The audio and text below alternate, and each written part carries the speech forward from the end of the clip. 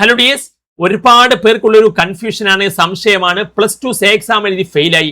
ഇനിയിപ്പം നേരത്തെ വരുന്ന ഇംപ്രൂവ്മെന്റ് എക്സാം ഇപ്പം നേരത്തെ വരുന്നുണ്ടല്ലോ, ആ എക്സാം എഴുതാൻ സാധിക്കുമോ സേ സ്റ്റുഡൻസിന് അല്ലെങ്കിൽ കമ്പാർട്ട്മെന്റൽ സ്റ്റുഡൻസിന്? അല്ലെങ്കിൽ ഇനിയിപ്പം മാർച്ചിലെ എക്സാം എഴുതാൻ സാധിക്കൂ എന്ന ഒരു കൺഫ്യൂഷൻ പലർക്കും ഉണ്ട്. അപ്പൊ ശരിക്കും നിങ്ങൾക്ക് ഏത് എക്സാമാണ് എഴുതാൻ സാധിക്കുക? സോ അതുമായി ബന്ധപ്പെട്ട അപ്ഡേറ്റ് ആണ് ഈ വീഡിയോയിൽ നിങ്ങളുമായി പങ്കുവെക്കുന്നത്. അതുമാത്രമല്ല, ഒരുപാട് പേർക്ക് വർഷങ്ങൾ നഷ്ടപ്പെടുന്ന ഒരുപാട് സ്റ്റുഡൻസ് ഉണ്ട്. 2024 അല്ലെങ്കിൽ 20 മുതൽ ഇപ്പൊ എന്നെ കോൺടാക്ട് ചെയ്യുന്ന പലരും 2020 മുതലുള്ളവര് അല്ലെങ്കിൽ എന്താ പറയുക 23 ഒക്കെ ഉണ്ട്. അപ്പൊ അത്തരത്തിലുള്ള ഒരുപാട് സ്റ്റുഡൻസ് ഉണ്ട്. അവരുടെ ജീവിതത്തിൽ ഒരു മാറ്റം വരുത്താൻ വേണ്ടിയിട്ട് ഈ വീഡിയോ നിങ്ങളൊന്ന് ലൈക്ക് ചെയ്ത് കമന്റ് ചെയ്ത് അത്തരം ആളുകളിലോട്ടൊന്ന് ഷെയർ ചെയ്ത് കഴിഞ്ഞാൽ അവരുടെ ജീവിതത്തിൽ വരുത്താൻ സാധിക്കുന്നത് വലിയൊരു മാറ്റമായിരിക്കും. അപ്പൊ ആ കാര്യം നിങ്ങൾ ശ്രദ്ധിക്കുമെന്ന് ഞാൻ വിചാരിക്കുന്നു. സോ നമുക്ക് അതിലോട്ട് പോകാം. ആദ്യം തന്നെ ആ ഒരു സന്തോഷമാണ് ഞാൻ പങ്കുവെക്കുന്നത് നിങ്ങളോട്. 2024 ഇവർ ഫെയിലായത്. +2 എഴുതി ഫെയിലായി, സേ എക്സാം എഴുതി ഫെയിലായി. അങ്ങനെ ഒരു വർഷം നഷ്ടപ്പെട്ടു. 2025 അവർ എഴുതി നോക്കി, പക്ഷേ ഫെയിലായി.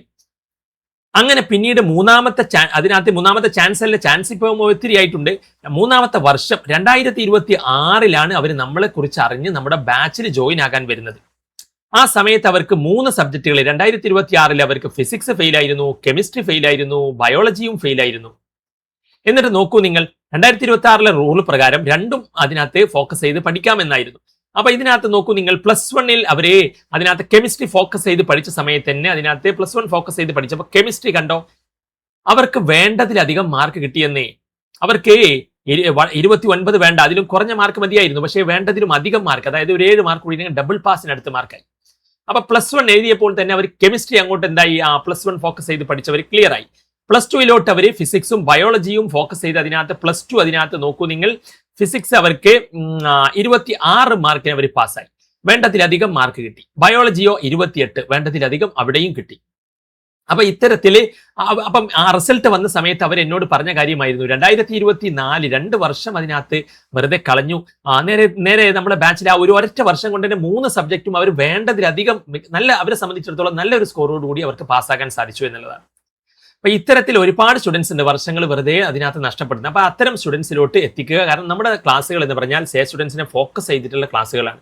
ഇംപ്രൂവ്മെന്റിന്റെ ക്ലാസ്സുകൾ അതുപോലെ തന്നെ ഇപ്പം +1 മാർക്ക് കുറവാണെങ്കിലും അത്തരം സ്റ്റുഡൻസിലോട്ടൊക്കെ നിങ്ങൾ എത്തിക്കുക. കാരണം അത്തരത്തിൽ മാർക്ക് കുറഞ്ഞവരെ ഒരുപാട് കേസുകൾ നിങ്ങൾക്ക് അതിനകത്ത് കാണാൻ സാധിക്കും. അവരുടെ ജീവിതത്തിൽ ഒരു മാറ്റം വരുത്താൻ സാധിച്ചിട്ടുണ്ട്. സോ ഇത്തരത്തിൽ കൂടുതൽ ആളുകളിലോട്ട് അവരുടെ ജീവിതത്തിൽ മാറ്റം വരുത്താൻ നിങ്ങൾ ഈ വീഡിയോ അതിനകത്ത് ഷെയർ ചെയ്ത് കഴിഞ്ഞാൽ അവർക്ക് ഉപകാരപ്പെടും. നോക്കൂ നിങ്ങൾ, മാത്സിൽ അതിനകത്ത് 13 മാർക്കാണ്. അതുപോലെ തന്നെ +1 മാത്സ് ഒരു വർഷം സ്കൂളിൽ പോയി പഠിച്ചിട്ട് +1 മാത്സിൽ 13 മാർക്കാണ്. +2 മാത്സിലാണെങ്കിൽ നിങ്ങൾക്ക് ലാസ്റ്റ് മാത്സിന്റെ അതിനകത്ത് ലാസ്റ്റ് ആണ് 14 മാർക്ക് നിങ്ങൾക്ക് കാണാൻ സാധിക്കും. ഇവിടെ അതിനകത്ത് 14 മാർക്ക്. അങ്ങനെ പിന്നീട് അതിനകത്ത് അവര് നമ്മുടെ ഫെയിലായി. അങ്ങനെ ഒരു വർഷം പഠിച്ചിട്ട് +2 14 കിട്ടിയതെങ്കിൽ കഷ്ടി ഒരു മാസത്തെ സമയം കൊണ്ട് തന്നെ അവര് നമ്മുടെ ബാച്ചിൽ ജോയിൻ ആയപ്പോൾ കണ്ടോ 32 മാർക്ക്. കഷ്ടി ആ സേ എക്സാമിന് വേണ്ടി അവർ ജോയിൻ ആയത്. കഷ്ടി കുറഞ്ഞ സമയത്തെ ക്ലാസ്സുകൾ കൊണ്ട് 32 അങ്ങനെ ഇതൊരു കേസ് മാത്രമല്ല. ഈ കേസ് ഇവർ 2 തവണ ഫെയിലായ സ്റ്റുഡന്റ് ആണ് നിങ്ങളെപ്പോലെ. അവരെന്ത് ചെയ്തു, പിന്നീട് അതിനകത്ത് അവര് ബയോളജിയും കെമിസ്ട്രി ആയിരുന്നു അവർ ഫെയിലായത്. ആദ്യം ഫെയിലായി, പിന്നെ സേ എഴുതി ഫെയിലായി. കെമിസ്ട്രിയിൽ മാത്രം +1 റിസൾട്ട് വന്നപ്പോൾ തന്നെ ഡബിൾ പാസ്സാണ്. +2 46, ഒരു 6 മാർക്ക് കൂടി ഉണ്ടെങ്കിൽ ഫെയിലായ 2 വട്ടം ഫെയിലായ സ്റ്റുഡന്റിനും A+ അടുത്തെത്തി. ഉണ്ടോ, 6 മാർക്ക് കൂടി ഉണ്ടെങ്കിൽ A+ ആണ്. അപ്പൊ ഇതും ഒരു കേസ്. ഇങ്ങനെ കേസുകൾ മാത്രമല്ല, ഒരുപാട് കേസുകൾ. കെമിസ്ട്രിയുടെ കേസ് നിങ്ങൾ കണ്ടല്ലോ, ഇനി ബയോളജിയുടെ കേസ്, മാത്സിന്റെ കേസ് നിങ്ങൾ കണ്ടല്ലോ. ഇനി ബയോളജിയുടെ കേസ് നോക്കൂ. ഇവരെ ഇതിനകത്ത് കെമിസ്ട്രി 9 മാർക്കായിരുന്നു ഫെയിലായി, ബയോളജി 15 മാർക്കായിരുന്നു ഫെയിലായി. അങ്ങനെ പിന്നീട് നമ്മുടെ ബാച്ചിൽ ജോയിൻ ആയപ്പോൾ കണ്ടോ 9 മാർക്കായിരുന്ന കെമിസ്ട്രിയിൽ അവരുടെ മാർക്ക് പിന്നീട് കിട്ടിയത് 36 മാർക്കാണ്. അതുപോലെ ബയോളജി 15 മാർക്കിൽ നിന്നും 39, അതായത് 40 മാർക്കിലോട്ട് വന്നു എന്നുള്ളതാണ്. 2 തവണ ഫെയിലായ ഒരു സ്റ്റുഡന്റാന്ന് കൂടി നിങ്ങൾ ഓർക്കണം. അതുപോലെ ഒരു കേസ് നോക്കൂ നിങ്ങൾ, ഇവരുടെ മാർക്ക് ഇവർ 6 മാർക്കുമായിട്ടാണ് ഫെയിൽ ആയത്. അങ്ങനെ നമ്മുടെ ബാച്ചിൽ അതിനകത്ത് ജോയിൻ ആയിട്ട് ഇവരെ നോക്കൂ, അതിനകത്ത് 35 മാർക്കിലോട്ട്, അതായത് ഒരു മാർക്ക് കൂടി അത് വേണ്ടതിലധികം മാർക്ക് അവർക്ക് കിട്ടി. കണ്ടോ, ഡബിൾ പാസിനടുത്ത് 35 മാർക്ക് അവർക്ക്. ഇനി അതുപോലെ +1 റിസൾട്ട് വന്നപ്പോൾ തന്നെ ഡബിൾ പാസ് ആയ കേസുകളാണിത്. 36 വാങ്ങിയ കേസുകൾ. ഇവരൊക്കെ 2 തവണ ഫെയിലായ കേസാണെന്ന് നിങ്ങൾ ഓർക്കണം. എന്നിട്ട് പോലും അവർ ഡബിൾ പാസ് ഒക്കെ അടിച്ചു. 31 മാർക്കുകൾ, അതുപോലെ 29 മാർക്കുകൾ.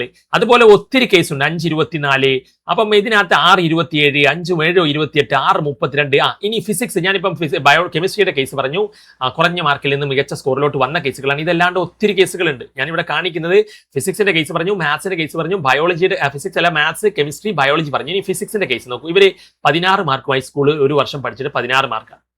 അങ്ങനെ പിന്നെ പ്ലസ് ടുവിൽ 18 എങ്ങാണ്ടാണ് അവർ ഫെയിലായി. അങ്ങനെ പിന്നീട് നമ്മുടെ സേ ബാച്ചിൽ ജോയിൻ ആയപ്പോൾ കണ്ടോ കഷ്ടി ഒരു മാസത്തെ കുറഞ്ഞ സമയത്തെ ക്ലാസ്സുകൾ കൊണ്ടൊക്കെ ഒരു 2 സബ്ജക്ട് ക്ലിയർ ചെയ്തെടുക്കണമായിരുന്നു. ഫിസിക്സിൽ തന്നെ അവർക്ക് 40 അറൗണ്ട് വന്നു. അതായത് അതിനകത്ത് ഫെയിൽ ആയ സ്റ്റുഡന്റിന് അതിന് 40 അറൗണ്ട് മാർക്ക് ഫിസിക്സിൽ വന്നു. ഇനി ഒരുപാട് കേസുകൾ ഞാൻ അതിനകത്തൊന്നും പറയാൻ സമയമില്ല, അതിലോട്ട് പോകുന്നില്ല. ഒത്തിരി കേസുകളുണ്ട്. ഇത് SLCയിലൊക്കെ മാർക്ക് കുറഞ്ഞിട്ടും പിന്നീട് അവന്റെ സ്ട്രീമിലുള്ള സബ്ജക്റ്റുകളിൽ അവർക്ക് സയൻസിൽ അതിനകത്ത് ഫിസിക്സ് അടക്കം റീവാലുവേഷൻ കൊടുത്ത് A+ ആയ കേസുകളാണ്. മാത്സ് അവർ സ്കൂളിൽ ഉണ്ടായിരുന്നില്ല, എന്നിട്ടും ആ മാർക്ക് നേടി. അപ്പൊ അങ്ങനെ ഒരുപാട് കേസുകൾ അതിനകത്ത് നമുക്കുണ്ട്. അപ്പം നിങ്ങളെ അതിനകത്തെ ഈ വീഡിയോ നിങ്ങൾ ഇത്തരത്തിലുള്ള ഒരുപാട് പേരുടെ ലൈവ്, ഒരുപാട് പേര് 2020 മുതൽ ഇതിനു വേണ്ടി ട്രൈ ചെയ്യുന്നവർ, 22 മുതൽ 23 മുതൽ ഒക്കെ ട്രൈ ചെയ്യുന്നവരുണ്ട്, എന്നിട്ടും ക്ലിയർ ആകാത്തവരുണ്ട്. സോ അവരിലോട്ട് എത്തിക്കാൻ വേണ്ടിയിട്ടാണ് ഞാൻ നിങ്ങളോട് ഇതിനകത്ത് ഈ ഒരു വീഡിയോ ലൈക്ക്, കമന്റ്, ഷെയർ ചെയ്യാൻ പറഞ്ഞത്. അപ്പൊ അത്തരത്തിലുള്ള സ്റ്റുഡൻസിലോട്ട് നിങ്ങളുടെ ഫ്രണ്ട്സുകളിലോട്ടൊക്കെ ഒന്ന് എത്തിക്കുക.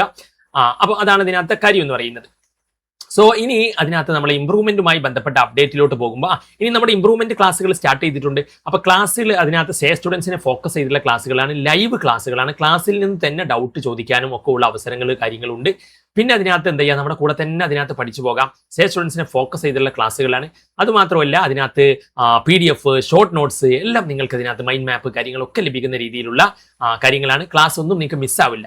ലൈവ് ക്ലാസ്സുകൾ റെക്കോർഡറായിട്ട് പിന്നെ ആപ്പിന് അതിനകത്ത് വരും. അപ്പം അത്തരം സൗകര്യങ്ങളൊക്കെ ഉണ്ട്. അപ്പം നിങ്ങളുടെ +1 ഇപ്പം +2 പഠിച്ചുകൊണ്ടിരിക്കുന്നവരാണെങ്കിലും +1 മാർക്ക് നിങ്ങൾ ഫെയിൽ ആയിട്ടുണ്ടെങ്കിൽ അല്ലെങ്കിൽ കുറവാണെങ്കിലും ഒക്കെ അത്തരത്തിലുള്ള ബാച്ച് സ്റ്റുഡൻസ് നമ്മുടെ ക്ലാസ്സുകളിൽ ജോയിൻ ആയിട്ടുണ്ട്. അതുപോലെ തന്നെ നിങ്ങൾക്ക് എന്ത് ചെയ്യാം, +2 സേ ഫെയിൽ ആയ സ്റ്റുഡൻസ് ആണെങ്കിലും ഒക്കെ നിങ്ങൾക്ക് അതിനകത്ത് ജോയിൻ ആകാം.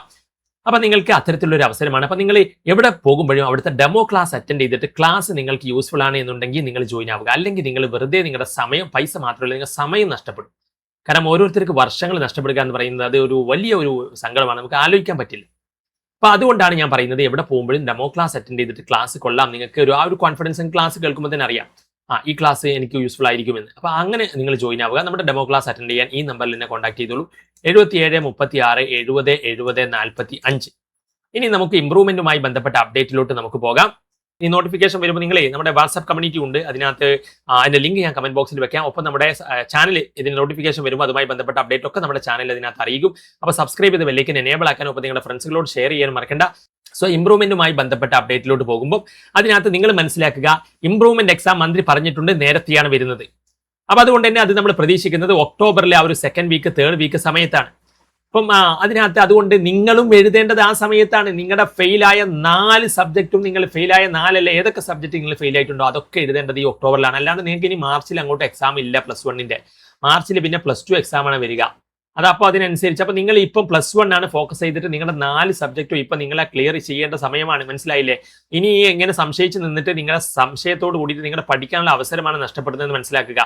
നിങ്ങൾ എഴുതേണ്ടത് ഇനി നിങ്ങൾക്ക് പിന്നെ മാർച്ചിൽ +1 ഒന്നും എഴുതാൻ പറ്റില്ല. ഇപ്പം +1 നിങ്ങൾക്ക് എന്ത് ചെയ്യണം, ഈ ഇംപ്രൂവ്മെന്റിന്റെ സമയത്ത് നിങ്ങൾ എഴുതി ക്ലിയർ ചെയ്തിരിക്കണം.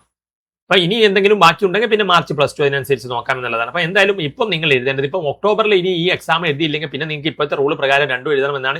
2 എഴുതിയിട്ടില്ലെങ്കിൽ റൂൾ ചേഞ്ച് ആവുമ്പോൾ നോട്ടിഫിക്കേഷൻ വന്നാലേ അറിയുള്ളൂ. 2 എഴുതിയിട്ടില്ലെങ്കിൽ നിങ്ങൾ ഫെയിൽ ആവും. അപ്പൊ അതുകൊണ്ട് തന്നെ ഈ ഒക്ടോബറിൽ എക്സാമിനാണ് നിങ്ങൾ എഴുതേണ്ടത്. +1 നിങ്ങൾക്ക് മാർച്ചിൽ എഴുതാൻ സാധിക്കില്ല, അത് മനസ്സിലാക്കുക. അപ്പൊ നിങ്ങൾ ഫെയിൽ ആയ സബ്ജക്റ്റുകളൊക്കെ നിങ്ങൾക്ക് ഇപ്പോൾ എഴുതാൻ സാധിക്കും. ഓക്കെ, അപ്പൊ ഇനി ഇതിനകത്ത് ഇംപ്രൂവ്മെന്റ്, അപ്പൊ നിങ്ങളുടെ ഡൗട്ട് അങ്ങോട്ട് ക്ലിയർ ആയല്ലോ. That's all. Thanks for watching.